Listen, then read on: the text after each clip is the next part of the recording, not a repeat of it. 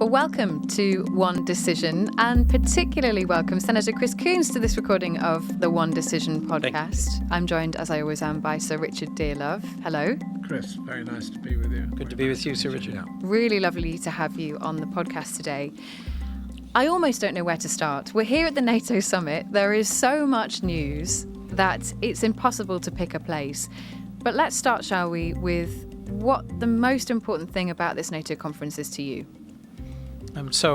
Look, we earlier today, the congressional delegation I'm a part of met with Secretary General Rutte, with President Zelensky. We just met with Ursula von der Leyen.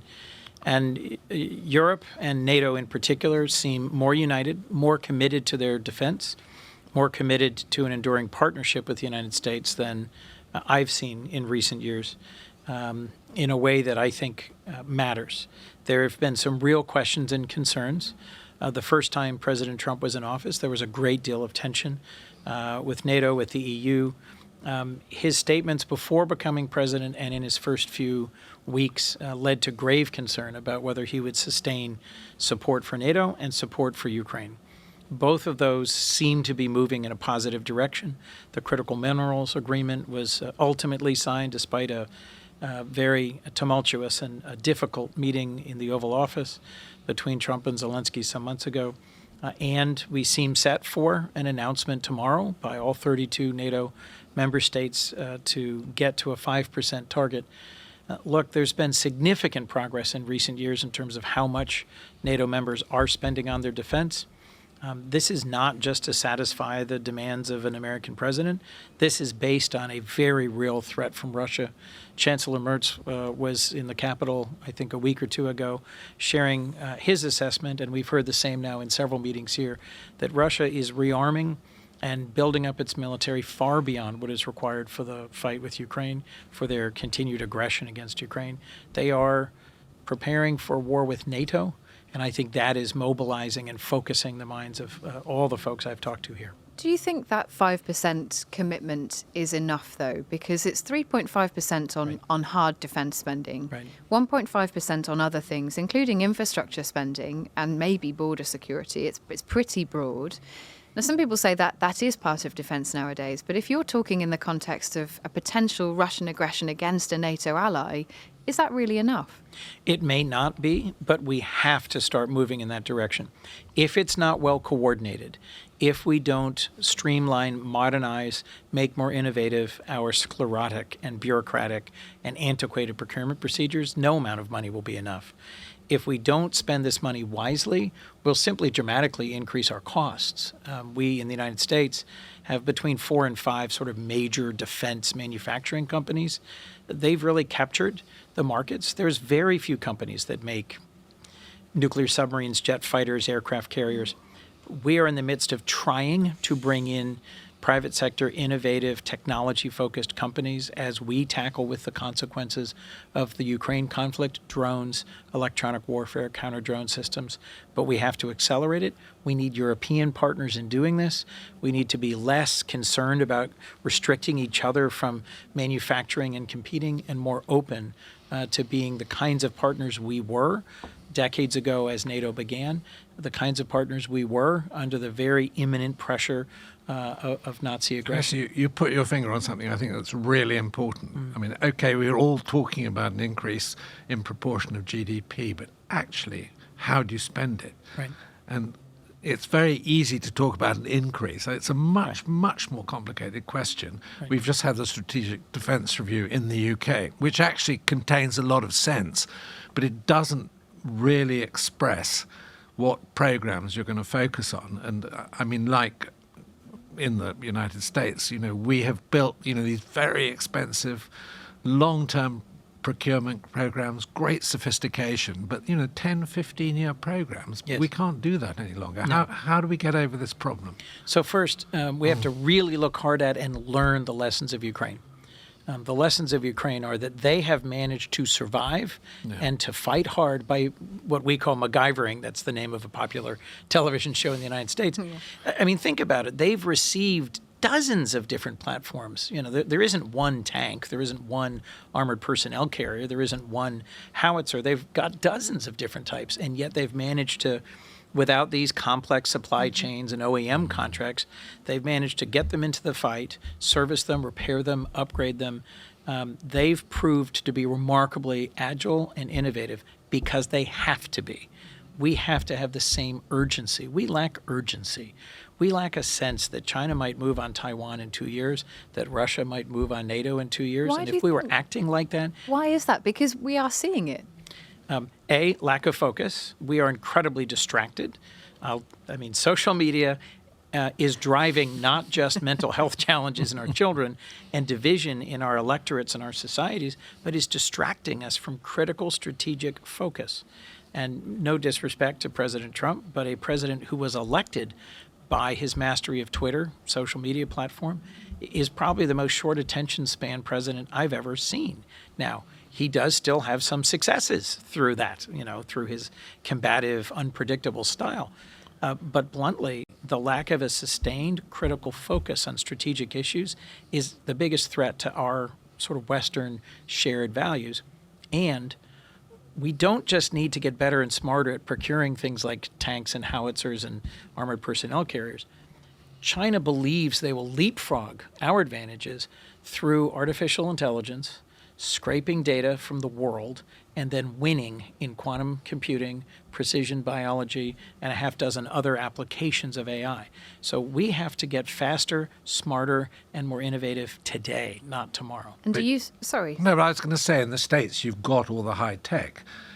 I mean, okay, the Chinese regard this as the front line in achieving their strategic objectives, and they're written down very clearly in the document. They're not hiding them. They don't They're not hide hiding it. them at all. And they actually, express it in short sentences that are clearly understood.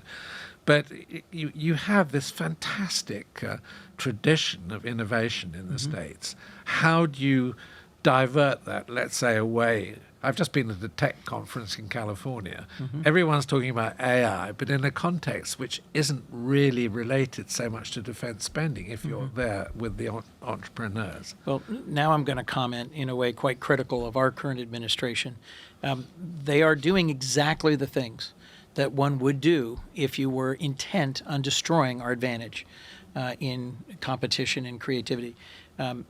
Dramatically restraining immigration, going after major research universities, blocking foreign students from coming to participate, defunding the National Science Foundation, defunding the R&D arm of so many of our different federal institutions. I think it's an owned goal. We are really hurting ourselves by how we are taking away several of the key things that have made Silicon Valley so successful. So it's my hope that we can change direction on that front.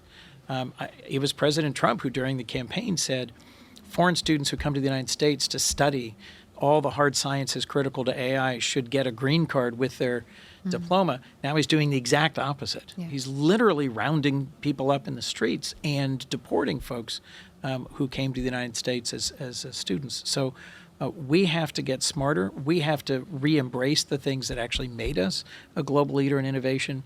But we have to partner and not be so frightened about sharing inventions and innovations with our European allies. We can't go 2 minutes at this conference without talking about Donald Trump. It's impossible. And I'm really interested in something you said about social media distraction, because he has posted diplomacy in real time throughout the last 24 hours on Iran and Israel. But he's also posting WhatsApp messages he gets from world leaders, including Mark Rutte. He's posted a full WhatsApp message from Mark Rutte ahead of this conference. Is that a good way for a president to behave? How can you trust that any communication you have with him will stay private? So at the end of the day, NATO is built on trust. Article 5, the whole architecture of NATO is built on we pledge ourselves to each other. That's what collective security means.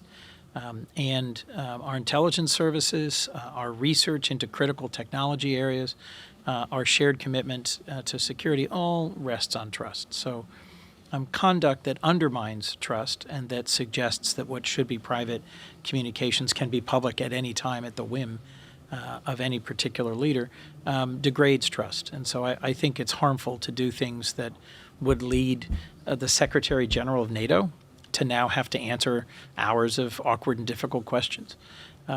My hope is that we will all still pull in the same direction and we'll all still see the overriding importance of NATO unity. But that particular move, I think, was not. It may have been to his own reputational advantage for a short period, but we have to trust each other. And if we don't, we're going to have a hard time holding together in the face of an increasing convergence between Russia, DPRK, Iran, and the PRC. We need each other more than we ever have. We need to not be distracted by short-term tariff fights, by disagreements internally or amongst each other. So bluntly, my hope is that we'll transcend any particular social media moment and be reminded that we have a deep history together. I had a chance to meet with a number of Dutch leaders yesterday and reminded them that it was in part the Dutch that settled my part of the United States, the state of Delaware, and that there's more than 8,000 American service members in a battlefield cemetery here in Holland. We have worked together, fought for each other, served in the common purpose of becoming a more and more just and inclusive society. And we are facing an increasing alignment between those who oppose that effort. We need to not take ourselves out of this fight by doing things that undermine our mutual trust. Can I ask you another question which is sort of connected with the Trump phenomenon? It's not a criticism of him, but it's an observation. For example, I've personally, professionally been dealing with the nuclear problem in Iran many years ago, and we have reached a pretty critical point, possibly a resolution of the problem, but maybe it's too early to say that. What I don't understand about the Trump administration is the way that they sort of separate foreign policy issues. So you've got, Taiwan over here, you've got Iran here, you've got Ukraine here, and there isn't a holistic approach. Correct. To looking at this as a single security issue. And for example, as a former professional, what worries me is the way that Ukraine is sort of separated out as a separate problem. And I think this is extremely worrying for European security. So I just was on a bipartisan trip to the Philippines and Taiwan a couple of weeks ago. It is unmistakable in my view, and the view of many of my fellow senators, that what happens in Ukraine will have a profound influence on what happens with Taiwan. What happens with Iran will have a profound influence with what happens in a half dozen other states that may or may not decide that their security requires their having a nuclear weapon.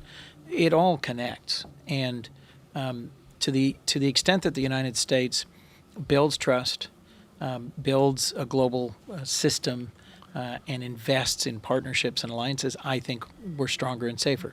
But there's clearly a very different view from some in politics in the United States, and certainly from his campaign. That's what President Trump said. We're going to separate these things. We're going to deal with them one at a time. We're not going to deal with them all together. I think a failure to see Putin clearly as the aggressor he is and as the malign force he is in Europe and for world security is a great failing on the part of our president. And it's my hope that as he's become more and more frustrated and begins to realize Putin's been playing him all along, and hopefully begins to realize that Putin will come to China's aid if there is any kinetic event in the Pacific. I'm hoping that they'll begin to see these things in concert, not in isolation. Senator, I know you have to leave us, and we really appreciate having you on the podcast. Thank you for joining us here on One Decision. Thank you very much. Look forward to being on again. Please do come whenever you feel like it. You're always welcome. Thank you. Thank you very much. Fascinating. Good to see you. Thank you. Thank you. Well, Sir Richard, the Senator may have to leave, but we are still here. I'm your captive now. You are my captive now. You're not going anywhere. I found that discussion really interesting, and particularly on this question of distraction, because it is concerning, isn't it? We are all here. NATO is here. All the allies are here in one place.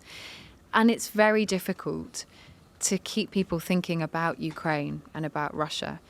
There are those defense ministers and those who are really embedded in it who constantly fight for that to be the main narrative. But we would be lying if we said Donald Trump and his diplomacy online, Israel, Iran, isn't dominating here. Well, of course it's dominating because it's so extraordinary what's happened.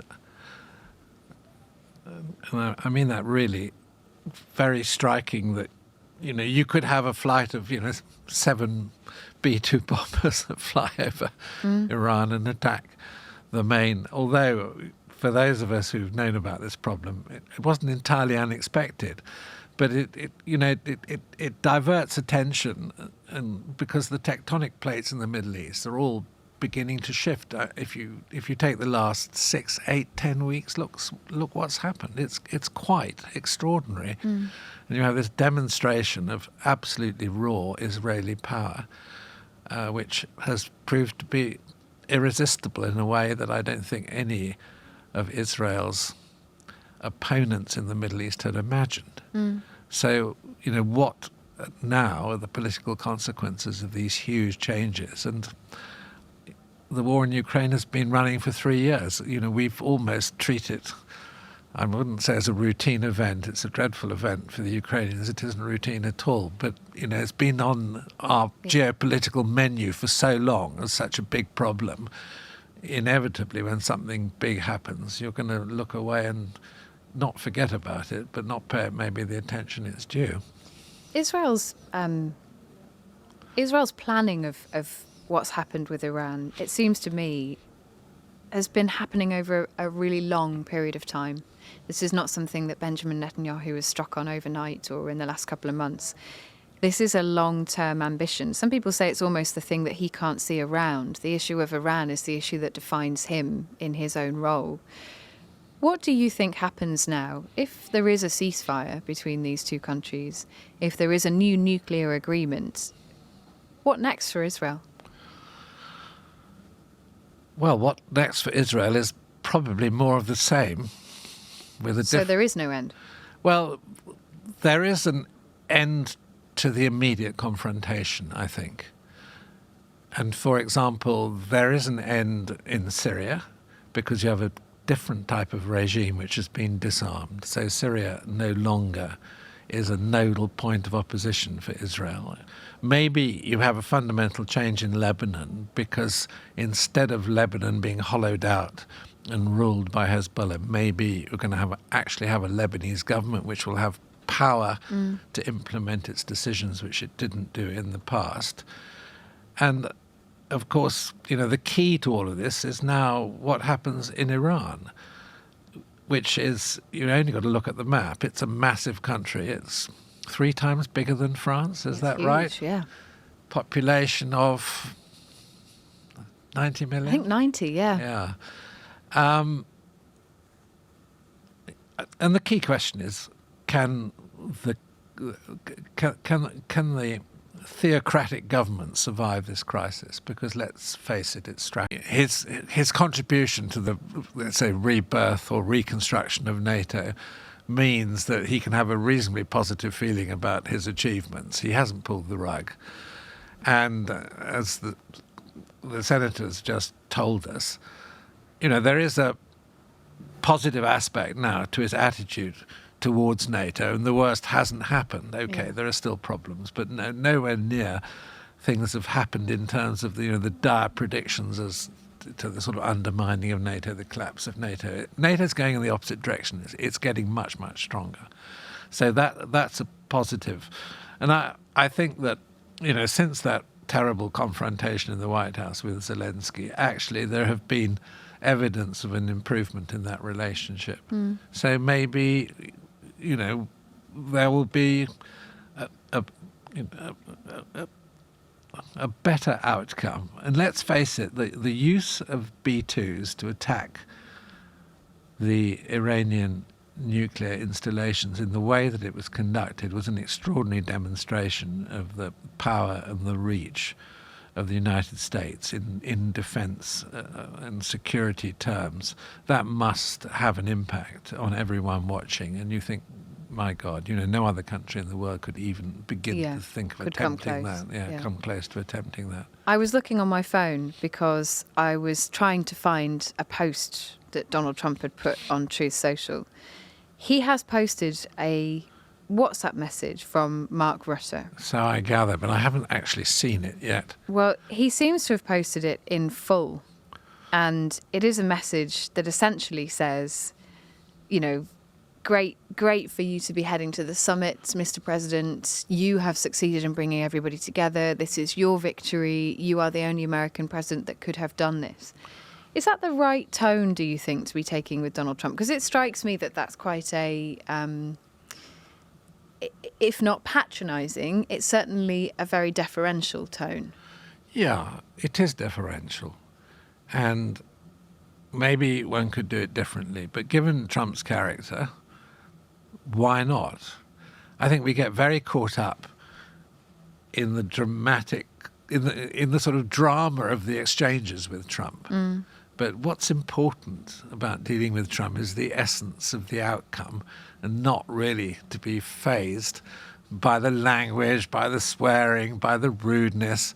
And I mean, I do find it confusing myself when one has to actually acknowledge that Trump has achieved the reconstruction of NATO, or, in the process, by insisting on, this massive increase. Has he, though? Do you think, because this increase is an interesting question, it's a 5% GDP increase in theory. And as you pointed out rightly before when we were talking to the senator, it's not just about the GDP, it's not the numbers, it's how you spend it. But 1.5% of that is going to come from things like building bridges over roads, maybe even internet connectivity. It could also be border security. Is that really defence? Well, yes and no is the problem. It's a bit of a fudge, isn't it? It is a bit of a fudge, but it's still, even 3.5% is a huge increase. Yeah. So, if the German economy really switches on its power and they spend 3.5%, that's almost transformative for NATO in its own right. And, the strengthening of bridges, being able to land planes on motorways, having good satellite communications. I mean, all these things actually are highly and defence relevant, proper railheads where you can unload tanks and all of that sort of thing. Yes, that is. So it is a fudge, but on the other hand, it's important. And so Trump's achieved that. He's also, in my opinion, reset relations with China, or in the process of resetting relations with China. And the other huge problem in the Middle East was the Iranian nuclear program. So give him a peace prize? Well, I'm not sure I'd go that far yet. But which recent American president? I mean, if you take Obama's foreign policy, I would be highly critical of it personally, in spite of his achievements as a US president domestically. Mm-hmm. But his foreign policy, a lot of us were very unhappy with. And I'm very unhappy with Trump's style. But when I sit back, I have to say, well, hang on a moment. He really has made a difference in areas which could have very positive and important outcome for internet. That's the question. It's about could, isn't it? Could have. We don't know yet. We don't know yet, but they could have for international security. And, I've already expressed the view in the podcast that I'm worried about his lack of connecting Ukraine directly to these other problems and treating it separately. And I think that's a rather ill-informed and naive approach to international security. We are here for a couple of days. It's the first day today. There is a big dinner tonight with all of the leaders. We are sadly not invited. We don't know where our invite was. What will you be doing tonight at NATO? Going out? Partying? Karaoke? What's your plan? Me? Yeah. I'll be getting a good night's sleep in preparation for tomorrow's podcasts. Well, it's probably good advice to all of us. So, Richard, great to speak to you. Kate, it's very nice to be here, and it's great to be discussing these important topics. And we will bring you all the latest from day 2 of the NATO summit here in The Hague, of course, on the One Decision podcast tomorrow.